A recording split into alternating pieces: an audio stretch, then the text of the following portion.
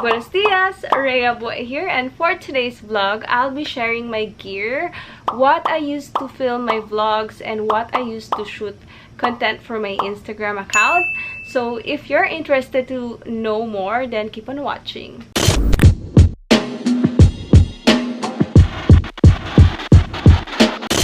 To start with my first gear, I'm currently using my Canon G7X Mark II at the moment to film this vlog. And I'm just gonna show you my old vlog cam. So it looks like this. Yeah, so this was my first Canon G7X. This one lasted for around 3 years, I think, with me. And the only problem with this camera is natatanggal siya. So nadidetach yung back part niya, which is the main flip screen. And this one nasira during our Dubai trip. So we ended up buying a new one there, and ito siya. And the reason why also we got the same camera is, for me, I find it very handy since maliit lang siya and kasya siya sa mga small bags. And also, one thing I like about this camera is mabilis yung focusing niya. Like, I'm gonna show you. There. So, ang bilis niya mag-focus, guys. Ayan.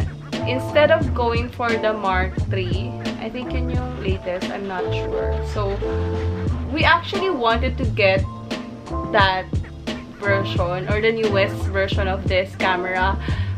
Pero it was just too expensive for us. And masaya na rin kami ni Jeff sa Mark II.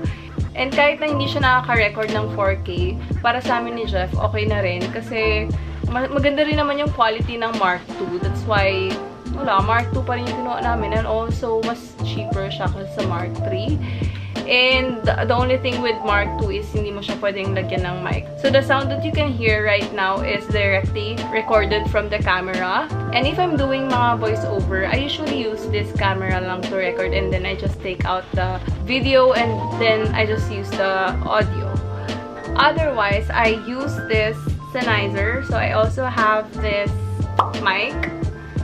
Looks like this. There.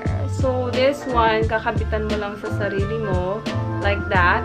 And then ito naman, pwede mo siya i-plug sa phone mo. And then I just record my voice using this mic from Sennheiser.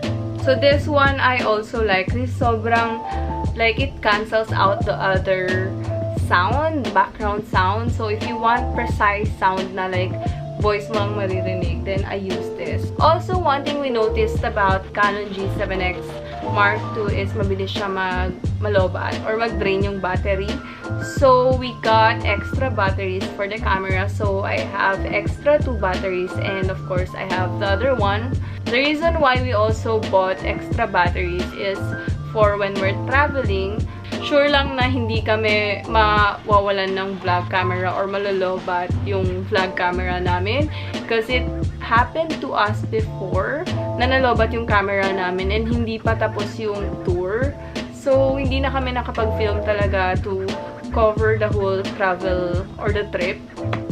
So, yun. It was one learning, which is why we got extra batteries for this camera. So we're done with my Canon G7X. So that is my equipment for my vlogs. Now let's go to my equipment for shooting content for my Instagram account. First is, I always use my phone.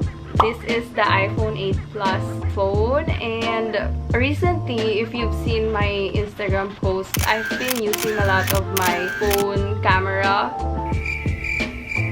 because it's just, you know, easier for me and convenient. I think I'm just saving my camera for like the trips or yung mga special events, but since I'm just at home and I'm enjoying creating like raw content lately, that's why I'm using my phone. This one has really nice camera, and the nice thing about this also is, you all know this one has the timer. So I have here my ring light. Ta-da! So this one was gifted to me by Jeff like 3 years ago. Nung bago pa lang kami. Kasi alam niya na mahilig talaga ako mag-selfie or what. Or like create vlog contents na makeup, and he thought of getting me this one para mas maganda daw yung quality ng video ko, and so I can film even at night para hindi rin ako naghahabol ng daylight, which is so sweet of him, and I still have it up until now. Yan, nilalagay ko lang yung phone ko dito. And this is also my equipment whenever I do my TikTok videos. Oh boy, you're looking like you like what you see. Won't you come over and check up on it? I'ma let you work up on it. Ayan, so this is my setup. And, yeah, dito siya sa may window ng side of my bed kasi maganda talaga yung light dito.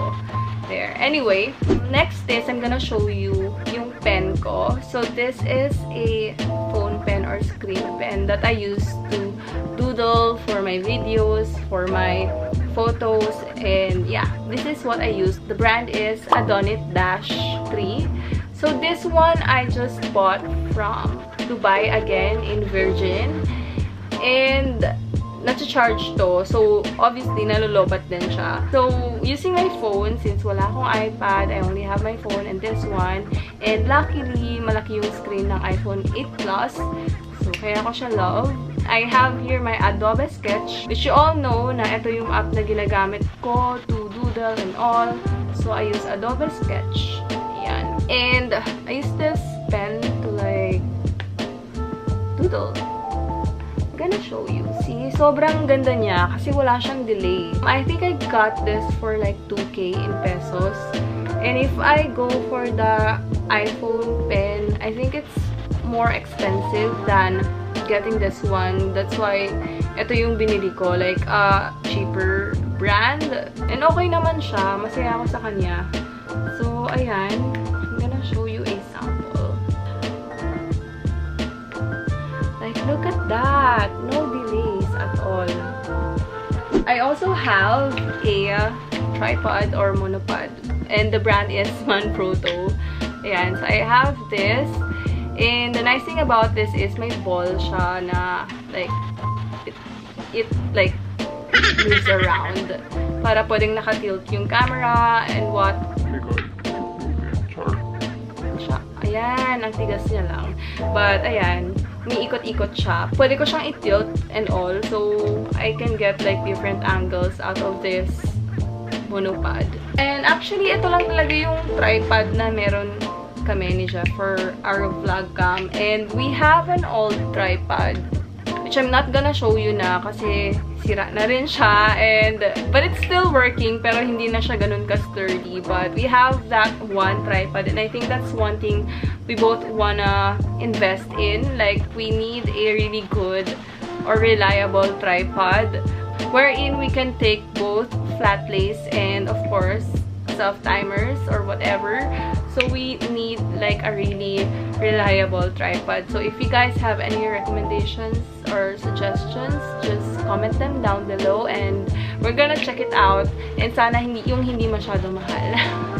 But yeah, anyway, pag-iipunan namin ni Jeff yan, yung tripod na yan. Now, let's move on to my final equipment, which is my Sony A6500. This is my camera to take like my Instagram photos. And same kami ng camera ni Vina because we both bought it at the same time. And I think swerte lang din namin ni Vina na we were able to cop this model before siya na-face out, I think, sa seller or sa I don't know if na-face out pa siya or whatever, but I think available pa siya on some sites, websites, or I think Amazon, I'm not sure. But yeah, this for us is a really good camera na kahit hindi siya super ano mo tawag doon? High-end. Like the highest camera ng Sony. I think Vina and I were both happy with this since we're just gonna use it for Instagram. Although Jeff has his Sony A7 III, and yun obviously mas higher than my camera. Kasi with Jeff, he uses it for his work since yung main work naman ni Jeff is he's a photographer. So, he needs it for his clients. Full frame yung camera niya and ito hindi. So, with this camera, crop sensor lang siya. But for me, okay naman siya. Like, I don't have any issues with it. I'm happy with the photo quality. It's halos the same as his A7 III. Pero, syempre naman, mas high quality yung kanya kasi mas mataas na version yun compared with mine. And for this camera, na-discover ko lang siya kay Jolie Janine on Instagram. So, I really like her photos and the quality of her content. And luckily, she shared her equipment and gear. And then, doon ko nakita na she's using this camera and the lens. And we have the same lens, which is the 35mm f1.8. And sobrang ganda ng quality. Since ako kasi, mas mahilig ako sa portraits. That's why I went for the 35mm first. But of course, later on, I'm also planning to invest in a wide lens for Sony. I think wide lens is perfect for traveling and, you know, taking landscape photos. Pero maybe later on na pag nakaipon na rin ako. But for now, I'm really happy with my 35mm kasi yun nga, again, mahilig ako sa portraits, details. That's why I got this lens. And also, I don't shoot raw. Like, naka-JPEG lang talaga ako. I don't know, ako lang yung type of person na ayoko masyadong malaki yung files ng photos ko. Kasi, when I shoot or when I ask Jeff to take my photos, like, gusto ko yung parang naka-burst or like maraming shots. Kasi, usually, I always end up getting or using the candid photos rather than the posy ones. I'm gonna show you, this one comes with its own built-in flash. Like that. So, you can also take night shots with this. Also, video quality-wise for this camera, sobrang ganda. Wala din ako masabi. If only the screen for this flips upward, like itong Canon G7X Mark II. Unfortunately, ito na yung max na pwedeng i-flip ng screen niya. Hindi talaga siya, I think, for vlogging. Yeah, hindi siya for vlogging kasi mahirap naman. Hindi mag-vlog ka at hindi mo nakikita yung sarili mo. With this camera, the screen doesn't flip all the way up or all the way side. But I think yung A6400 version of this camera, you can flip it sideways. And for those who are asking me what software I use to edit my videos, I use Final Cut Pro. Well, basically, I switched from Adobe Premiere Pro to Final Cut Pro because I find that it's easier for me to edit in Final Cut Pro, and it's also faster to like render your video and export your video compared to Adobe Premiere Pro. Kasi may mga cool effects din siya, like the fish eye, like this one. And you can also change your voice in different ways in Final Cut Pro.